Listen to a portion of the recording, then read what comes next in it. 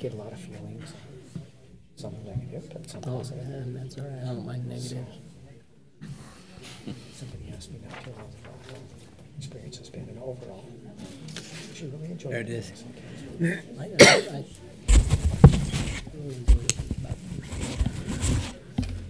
Welcome everyone to North Ogden City Council. It's a pleasure to greet you this evening. Meeting will now come to order. Please mute your cell phones so that we don't have any disturbance from them this evening. And we'll begin with an invocation and a pledge of allegiance that will be offered by myself.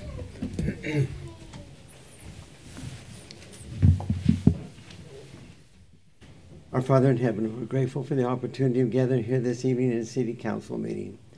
We're grateful for the common cause which brings us together this evening.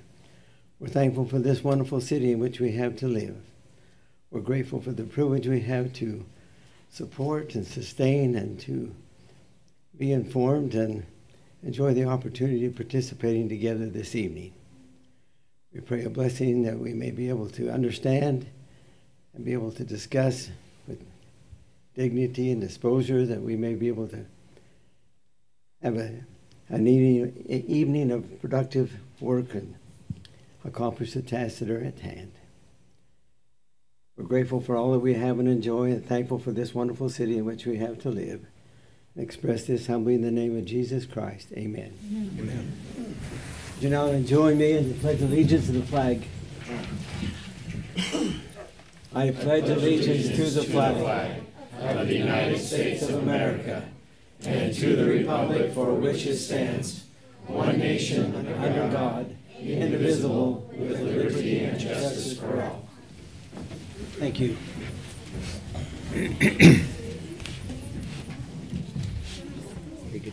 Next item on our agenda is the consent agenda, discussion or action to, pardon me. I jumped past the first part. We have a presentation in North Ogden City, and that presenter will be Mayor Michelle Tate from Harrisville City. We're honored to have her with us this evening. Thank you, Mayor Chugg, council members. Thank you for having us here tonight. It's a pleasure to come here. I'm just going to go back a little bit. Back in November of 1965, I'm going to tell you my age. I was 4 years old back then. It was one of my first memories, and I'll never forget it, that my mother got a phone call saying that her younger brother was killed in Vietnam then. And I remember feeling bewildered and, a sense of disbelief, and how can that happen? And in my little world, things were wrong.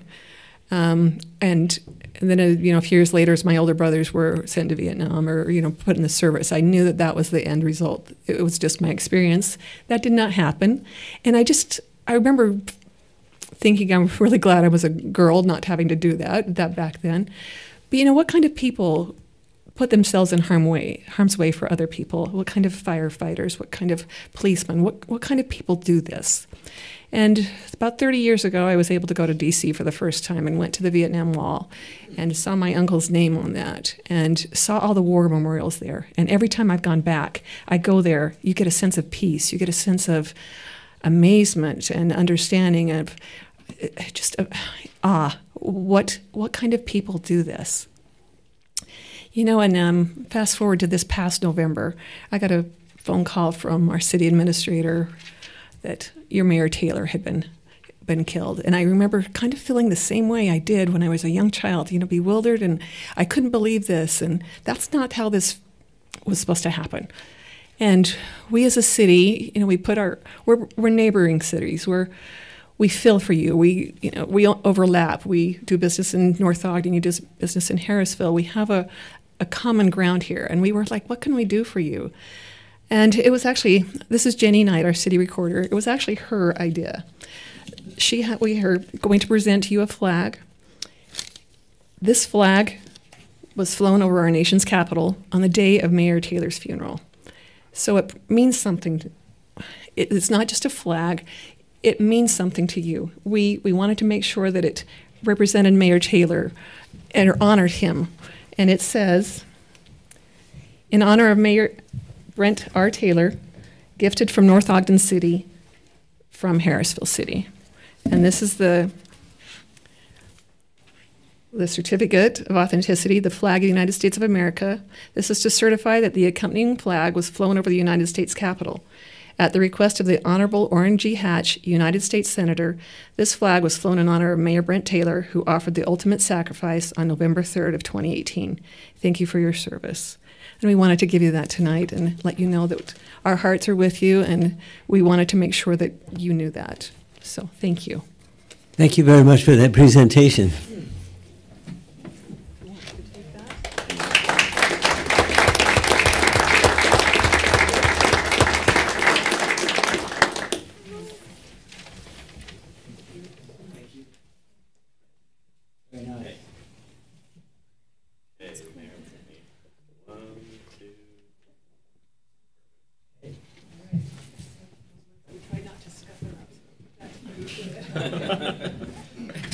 Thank you.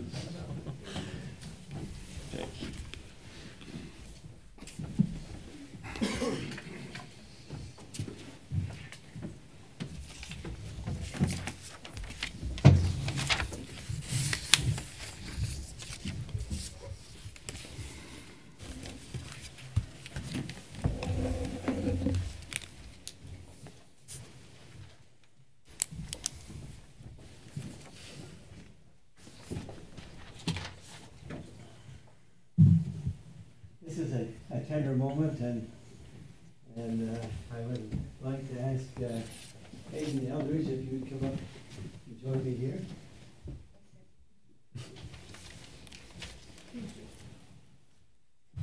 How old are you, Hayden? 14. You're 14? You're a lot taller than I was when I was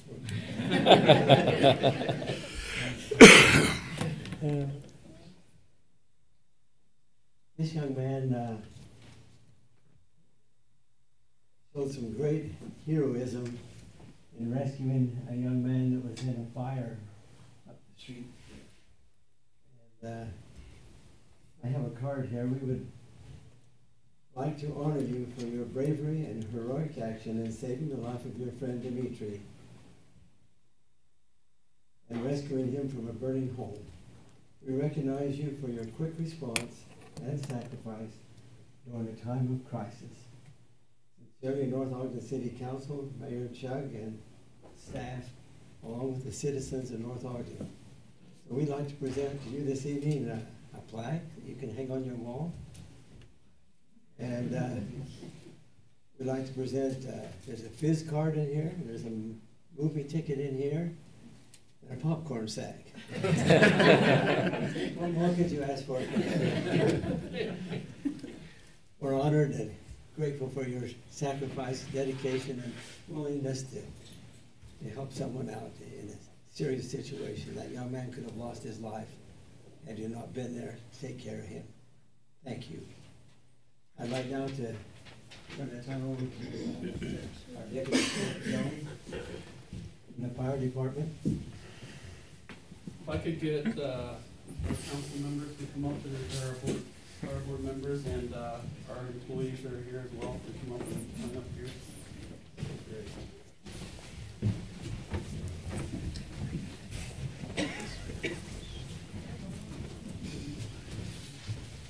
There's not a fire right now. I don't know if there's a fire. We'll get out of here real quick. So my name is Jeremiah Jones. I'm Deputy Fire Chief at Northview Fire District, and I was also happen to be the incident commander on the fire that we're going to be speaking on tonight. In the early afternoon of December 21st, 2018, our crews received a page to instruct to a residential house fire at 958 East, 2600 North. Our first priority as firefighters is to make sure that life safety is taken care of. And the number one thing we do when we get on a house fire is we make sure that everybody's out of the house. Dispatch told us prior to our arrival that everybody was out of the house on this specific call. And so we knew that we had an all clear upon our arrival. We didn't know that Hayden had beat us to the scene. After the first few critical moments were over, we were told that we had a near catastrophe. We were told that later that as Hayden was on his way home from school, he was alert enough to recognize the sound of smoke detectors. And as he looked around to investigate, he saw that his neighbor's house was billowing out black and gray smoke. And Hayden knew that he had to ensure that everybody was out of the house, so he sprang into action. He rushed to the backyard, he slid open the sliding glass door, and to his surprise, he saw a young man in there. And it was hard to see anything through the smoke, but he was able to see his arm, and he reached in and grabbed hold of his arm and plucked him out to safety. Although we don't encourage people to rush into burning buildings, just try and save people, Hayden did so in a safe manner, and he was in the right place at the right time. In his own words, he said to some news reporters, quote, "I'm just glad that I maybe could have saved a life today," close quote. Ladies and gentlemen, in my opinion, there is no doubt about it. I believe Hayden did save a life that day. It's my privilege and honor to recognize Hayden Eldridge as a true hero, and we would like to recognize him by awarding him the Chief's Commendation Award for his heroic actions on that day.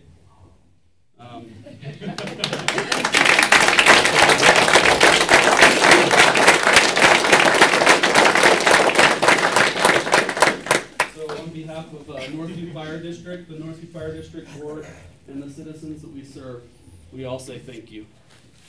Congratulations. Down here, shake all our hands. I didn't shake his hand.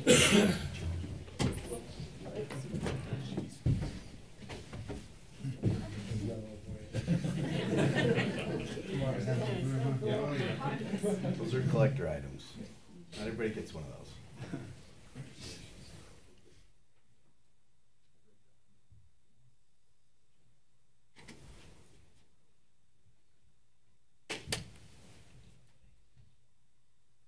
And everyone?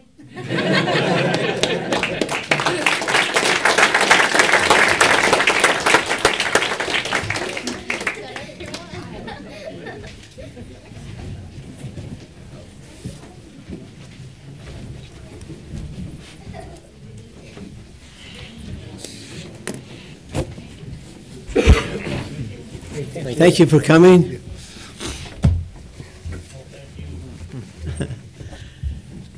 Thank you. Thank you. Pardon me? Clear things out pretty quick, didn't we? Now we'd like to move to the consent agenda, discussion or action to consider December 18th City Council meeting minutes. I would entertain a motion regard to those minutes. So moved. It's been moved by Second. Councilman Turner, Second. seconded by Councilman Barker. All in favor? Aye. Any opposed? Thank you. Motion passes.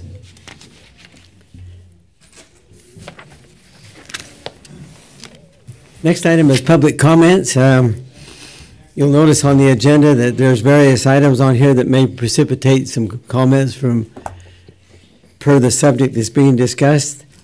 So if you look down that list and if you're here for that particular item, it'd be good to wait until we get to that item for any public comments that you would like to make.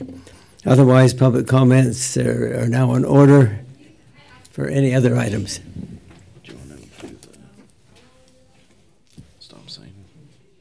3 years. Do you want to do public comments then? Yeah, we can do that after, I guess. Or Did you want to tell them? we can do it now.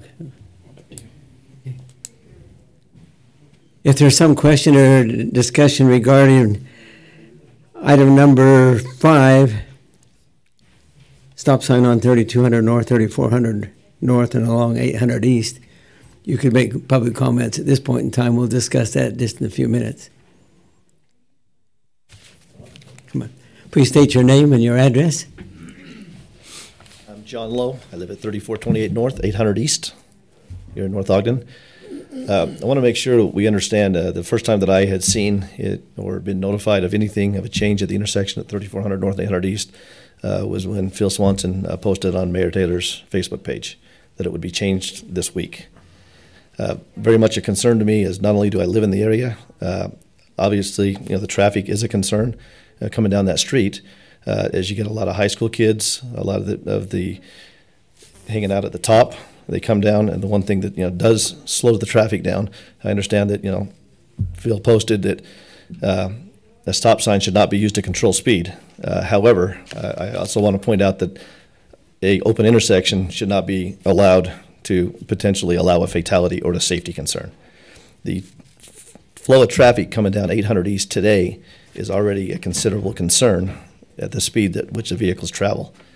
If you remove that stop sign, the vehicles are going to be coming down that across 3400, across down to 33 to 3200. You've got a sharp turn there, and we are going to have an accident. I would ask, are we putting the convenience of our public into consideration, or are we putting the safety? Safety should always be our number one priority.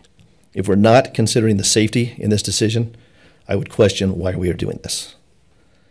From what I understand, we'll hear later that there has been a study that has been completed on this. I would like to know if that is available for the public to review and understand the engineering study that took place, and would like to give comments on that as well. Thank you. Thank you for your comment.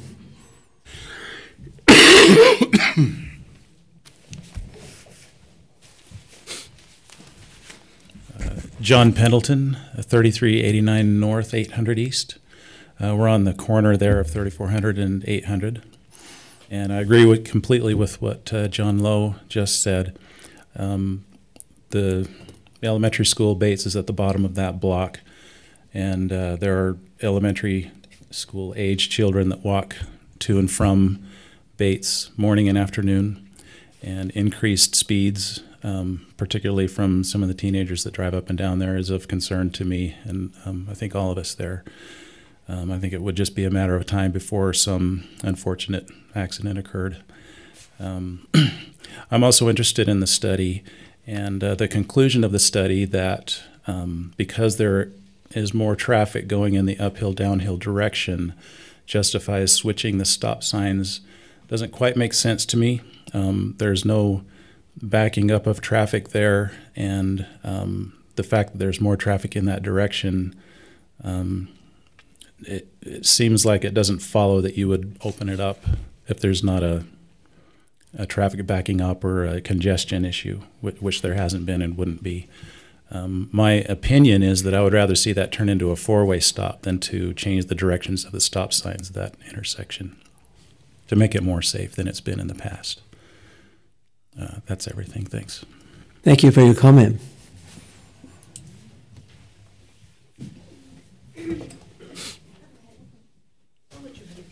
I'll take my turn. This wasn't because of the stop signs. We're back up. I was going to say, are you one of the victims? No, I know. I said I could really, pull this out. But no, this was a ski accident, something different. My name's Mary Ann Clare, and I'm also a neighbor on 800 East. I'm at 3435 North, 800 East. I'm two houses north on the left side, and I've lived here for 19 years, and I've seen the neighborhood grow. At one time, it ended at 3550, and stop signs, and it worked very well the way it was set up. With the increased traffic because of the neighborhoods above us, it makes sense that more traffic's coming down, because that's primarily the only way those homeowners can come down. Okay, they can't come down through 1050? It doesn't go all the way up. So all those neighborhoods are coming down our street. I wouldn't mind if they would go a little slower, and that is a problem. Just like we have the flashing sign on 400 East that kind of reminds people to stay within 25 miles. That would probably be good. We don't have a sign from 3550 going down to 3400, and they do go fast. It's not just teenagers, it's people not familiar with the neighborhood that are coming up to visit.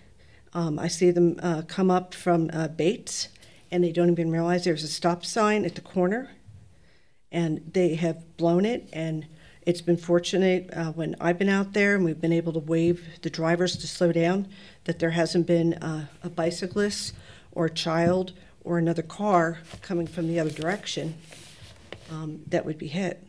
So my preference, just like my neighbors, I would rather see a four-way stop sign. I think if you switch it without any type of notice, that you will have accidents because people are familiar the way the stop signs are set up today, going north-south. On a personal note, and this was 2 years ago, just being outside in your yard, it can be very dangerous. I had a new puppy, and the puppy got excited and saw my husband, who was across the street, and ran out.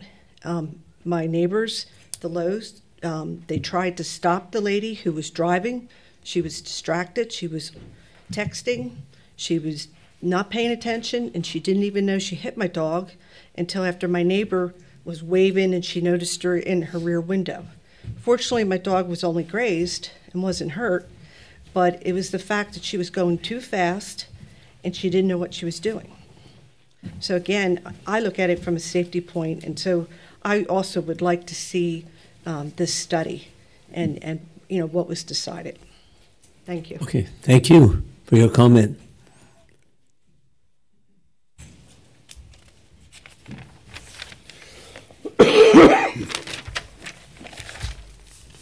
Are you a victim too?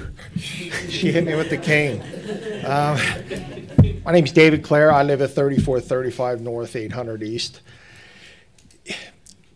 In the 19 years that I've lived here, and I know speed is not the issue that you're talking about with removing the stop signs, I have never once seen a police officer even checking the speed on 800 East.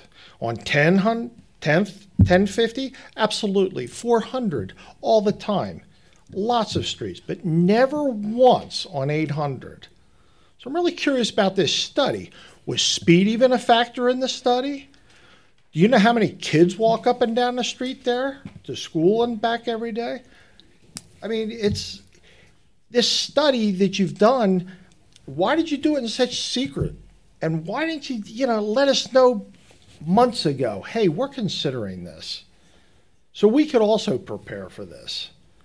But 4 or 5 days isn't enough to prepare for something this important to decide on. I agree with the four-way stop sign. We've always wanted a four-way stop sign. But if you take those stop signs out, you better have Officer Childs sitting up there, okay? Because he's the only thing that's going to slow anybody down, okay? Not only slowing down, but just going through the sign. I look both ways. Boom. I'm from Philadelphia. We do rolling stops all the time, okay? That's what they're doing. So it's not just speed. It's people are becoming so relaxed to the idea of, hey, I'm just going to go down here. But yeah, it's just a bad decision. I mean, it's like John says, it's public safety, and just to complete the flow of traffic. If you want to complete the flow of traffic, go down there at McDonald's. Try to make a left turn coming up 400 at 5 o'clock. You never have a backup, like John says. It's just no idea why you've even considered taking those stop signs down. So I hope you really take into consideration the people who live up there, because it's an important thing to us. Thank you. Thank you for your comment.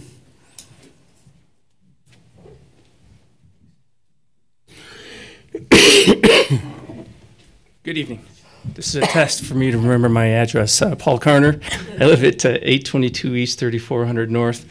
Maybe a little bit different of a take on how I view the change in the stop sign. I have, on numerous occasions, almost gotten T-boned right at that intersection, going east-west. In fact, this evening when we were coming over here, we left, and I automatically stop at that intersection, even though there's no stop sign there, just out of habit now, because folks not on occasion roll it. They just go right through it.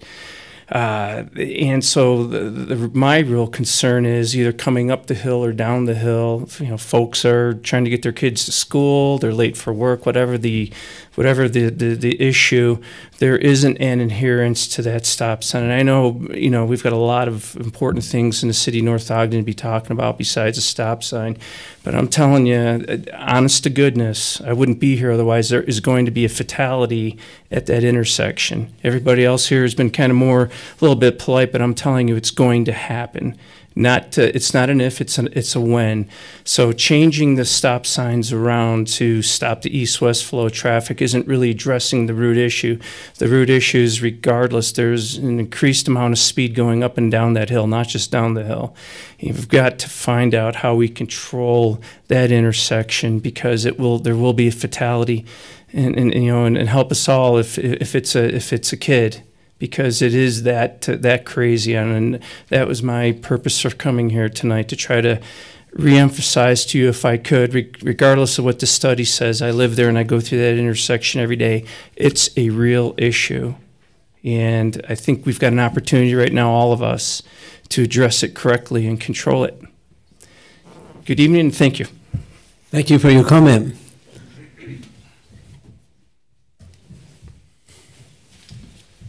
Good evening, Laurel Pendleton. I live at 3389 North, 800 East, and I thank you for the opportunity to be able to talk about this. I agree with everything that my good neighbors have said about this intersection. Paul, you're right. There will be a fatality at this intersection. Over the years, and we've lived there for 20 years on that corner, there have been numerous, you only have to be outside for about 15 minutes before you see someone run that stop sign. Literally, they just come flying up that hill with two stop signs, one at 3200 and one at 3400. I can only imagine the amount of speed that they will accumulate by the time they've stopped at, well, they've rolled through 3550.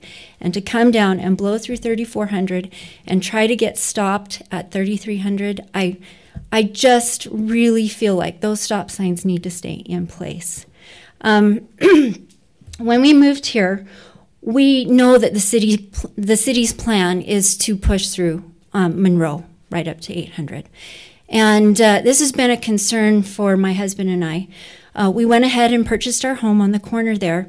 We knew that it would be a while before that would happen, but eventually I know that that will happen. And if you do not keep those stop signs at 3200 and 3400, the amount of traffic on that road will be very much like 1050 and 450, and that is not what we would envision for where we bought our home. It was a residential area, and talked to Mayor Taylor about it when he was being elected, said, what's going to happen with our street? We knew that would be an issue. And he said, those stop signs are not going anywhere. They will come up to 3100 and traffic will be diverted or encouraged. The flow would be encouraged to go east or west on 3100. And because of the stop signs, it would reduce the amount of traffic that would be on 800 above 3100. We didn't want to be in an area where it was like 450 or 1050. So I think it very important that if that residential area with a lot of homes facing and driveways facing 800, people have to back out onto that. I know that's not I know that's not maybe necessarily a factor that you would consider. Maybe I hope that you would.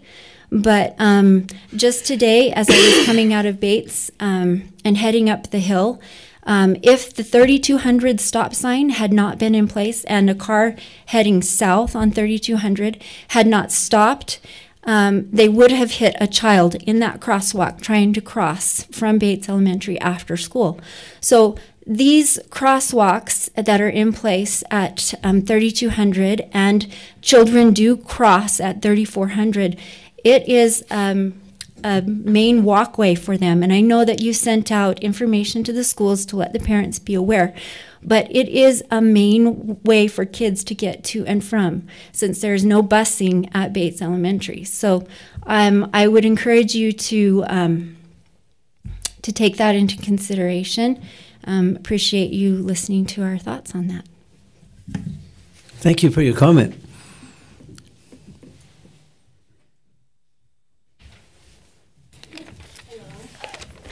Tamara Payan, and I live at 3361 North, 800 East.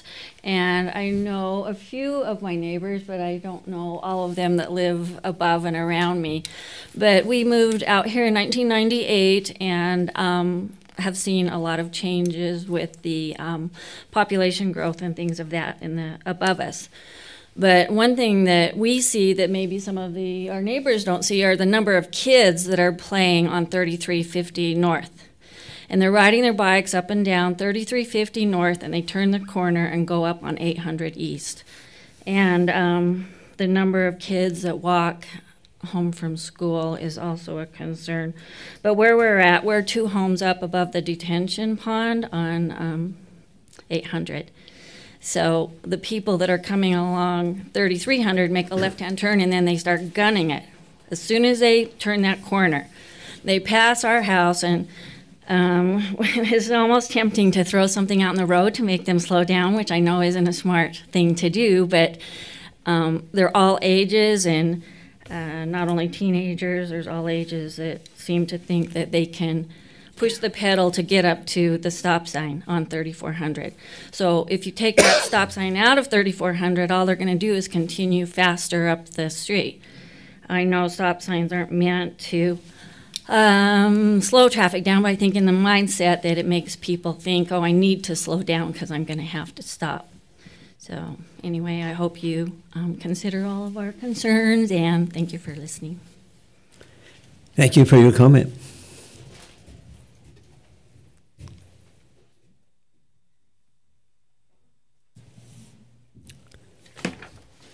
Seeing no other comments at this time, we'll move forward on our agenda. Item 3 is introduction to the budget process. This presenter will be Evan Nilsson, our finance director.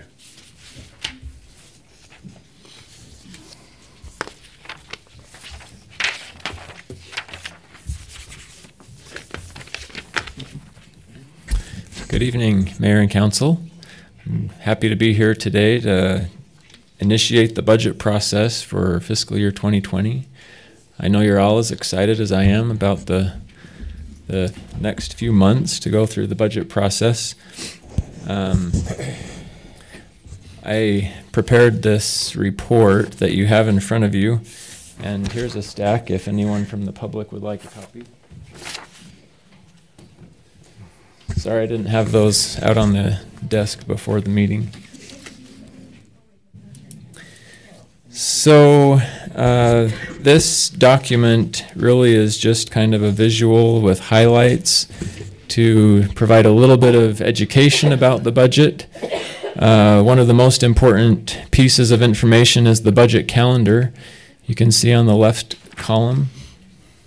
February 12th is today, and so we're starting the process. And you can look through that calendar at our plan for approaching this budget process. Quite a few meetings. We've broken up the budget into pieces so that we can address it a piece at a time. We'll cover the various funds. We'd like to highlight February 19th at 3 p.m. There will be a discussion on the city vision. The mayor and administrator have put out a survey and have been soliciting input from the public on projects and programs.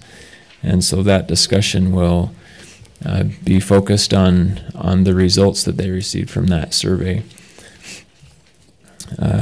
Moving on, I won't go over all of those dates, but you can take a look at that. And for the public as well, this process is intended to be a public process with opportunity for the public to provide comments. And so we'll look forward to hearing opinions on that. So just to summarize, the budget is the city's financial plan to provide services and build and maintain facilities and infrastructure for the fiscal year, including estimates of revenues and authorization of expenditures.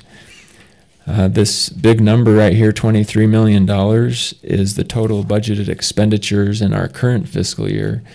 And I put that big and bold just to highlight the importance of what we're doing. That's a lot of money that we're talking about. And so I wanted to emphasize that this is important.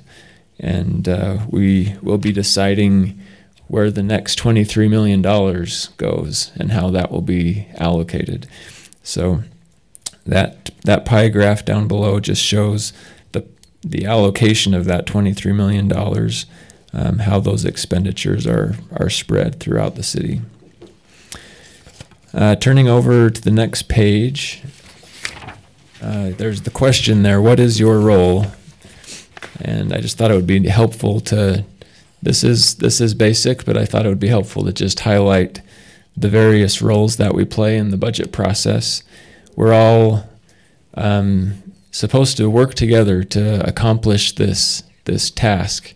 And the City Council has a critical role in all of this. You give the final approval of how the money will be spent and the resources allocated. Your job is to represent the will of the community. And I know that's not an easy thing to do because the community doesn't always feel the same way about things. So we wish you luck in that role. The staff, we want to do our part as well. And we know that if we don't do our part well, that it makes it difficult for you to do your part well. Our job is to provide information, to provide recommendations, to provide data that helps you to understand how things are operating in the city, how money flows, how services are provided, and to respond to questions. Our job is also to make estimates of revenues and propose those to you for your review and approval. We also have the public that plays an important role in the budget. This really is their money that we are stewards of, and so we're interested in how they feel about it. Not everybody's willing to participate in the process. A lot of people simply trust that we'll do a good job, and we plan to, but we also want to know what they think and how they feel about it. And we appreciate those who are willing to participate in the process and look forward to their input. So we'll hope that each of us can perform our role, and I think understanding what our role is helps the process to work smoother so that we can all do our part. So lastly, I wanted to talk about a little bit of the structure. The city's finances are divided up into funds. And a fund is a tool for tracking revenues, expenditures, assets, and balances that have a common purpose. And so then I made this little sketch. It's sort of like a reservoir. You can see, I'm not an artist, but you can see that there's a picture, a cross-section of a reservoir. The clouds rain the water. It flows down the mountain into the reservoir where it accumulates, and then there's a control of how much water is allowed to leave the reservoir and when that happens and even where it goes once it leaves. So the rain is sort of like revenues. We estimate revenues kind of like we estimate the weather, and we're not always right. In fact, we're always wrong, but we try to be conservative in those estimates. The budget document dictates how much of that money we're allowed to spend. And so we control the flow of that resource out of the reservoir, and we control where that water goes. Are we going to water the corn or the wheat, or what are we going to do with that water when it's released? And then the money that's left is the fund balance. And we try to maintain a balance in our funds as a safety measure, as well as to prepare for future expenditures and investment in infrastructure. So our budget document calculate and dictate how that process flows, and we try to do a good job of estimating those, and we'll continue to work on that and try to refine the process as we go along. But it's important to note that this document is what provides the authorization for the expenditure of the money and for the water, so to speak, to flow through the system. And we'll do our best to create a document that meets the needs and interests of the community. On the right column there is a list of all the city funds. The general fund is listed with the departments in the fund, and then the rest of those are the funds. Some of those funds are major funds, others are minor funds that have been set up for unique purposes. We have several transportation funds that track revenues and expenditures from specific revenue sources. We've set up a couple of impact fee funds that help us to maintain those balances. And we have our utility funds, motor pool funds, redevelopment funds. So we'll be going over all of those throughout the process, and we'll look forward to doing that. And I'd like you to know that we as staff are happy to provide any information you're interested in seeing, and try to answer any questions that you have during the process. At this time, we want to give the council an opportunity to provide any input here up front. We know that we haven't really given you a whole lot of information to make decisions about yet, but if you have budget priorities or projects that you're thinking about that you want us to start incorporating into our preliminary numbers, we would be happy to hear from you on any of those priorities. If you're not ready to do that, we will have many opportunities to do that, but we wanted to give you a chance up front to give any guidance or input that you'd like to give. So Evan, do you want us to send those suggestions via email to like John so he can get them to you guys, or how would you prefer those, or does it matter? Or? If you want to speak them right now, you can do that. If you want to email them, you can do that. If I don't expect that you're having thought about all of the things that you'll need to think about yet, but if there's a priority that you've had on your mind, I know Blake has mentioned the restroom project at Loman View, I believe. And so we have that on our radar because he brought it up at a council meeting. And I did send out an email, and I sent it to the council, and I think I sent it to John. I don't remember everything because I sent the email, so I forgot it. And that's fine. Yeah, if you've submitted I know that one of them was the police radios. Yeah, police radios in the police radios, and then another one I wanted to talk about a little bit was we have some employees that are getting close to retirement and stuff. Just consider how we are going to replace them and what we want to do there. And it seems like there was one other one too. I don't remember what it was. So, like I said, I sent it out. It was the last one was the Chalk Art Festival. Oh yeah, just make so those were three that I'd sent out a week or so ago. But okay, thank you. But then I'll think of some others too. So, but we do have residents that come to us and sometimes mention things to us that we like to send them out. And so it'd be nice to get those to you before the 19th, obviously, right? It would be nice, but we expect that throughout the process there will be new ideas and new projects that come along. The sooner we know about it, the better for us, so that we can work it into the numbers. So,